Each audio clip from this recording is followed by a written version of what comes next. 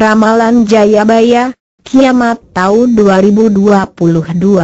Sri Aji Joyoboyo sejak masih dalam kandungan sudah mempersatukan dua kerajaan yang terpisah oleh sebuah sungai yang masih misterius menjadi Kediri. Joyoboyo buah hati daripada kisah Romeo dan Juliet dari tanah Jawa antara putra mahkota Jenggala dan Dauha yakni Raden Panji, Inu Kertapati, dan Dewi Sekartaji.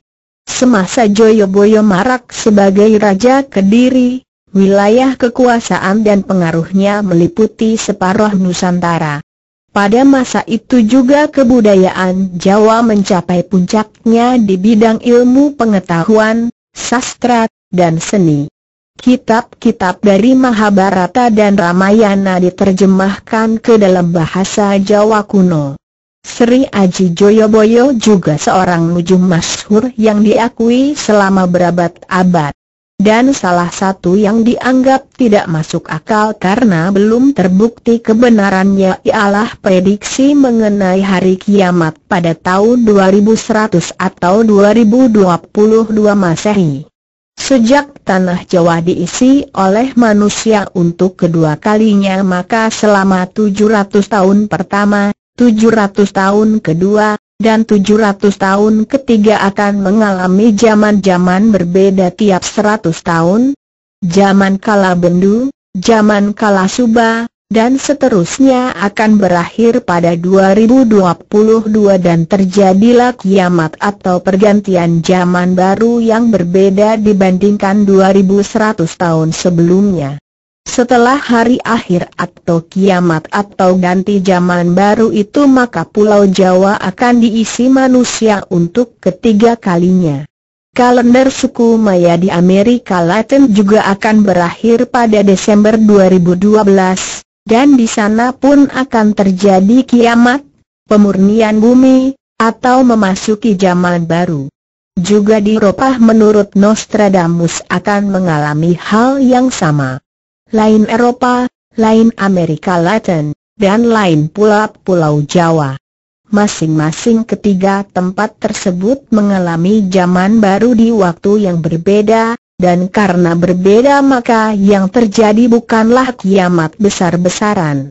Hari kiamat besar-besaran menurut ilmu pengetahuan modern akan terjadi jika bahan bakar nuklir energi matahari habis, dan telah dihitung para ahli akan habis puluhan miliar tahun lagi. Lain lagi dengan perhitungan NASA, Badan Antariksa Amerika Serikat, bahwa kiamat tidak besar terdekat ialah saat terjadinya badai matahari tahun 2090-an ataupun terjadinya hujan meteor sekitar tahun 2050-an. Badai matahari dan hujan meteor memiliki dampak negatif pada kehidupan di bumi dalam persentase sekitar 0,001%. Global warming atau pemanasan global akibat industrialisasi dan penggunaan bahan bakar fosil bisa jadi mengubah sama sekali segala macam prediksi alamiah datangnya hari kiamat di atas. Akibat ulah manusia yang asik dengan teknologi modern dan pengetahuan super modern itu, maka datangnya hari kiamat bisa saja setiap waktu dan setiap tempat akan terjadi kiamat masing-masing. Cuaca berubah menjadi ekstrim menimbulkan dampak buruk, terbentuknya angin kencang, gelombang tsunami dan juga terjadinya bencana alam yang lain seperti banjir bandang akibat ulah manusia, habisnya hutan-hutan di bumi.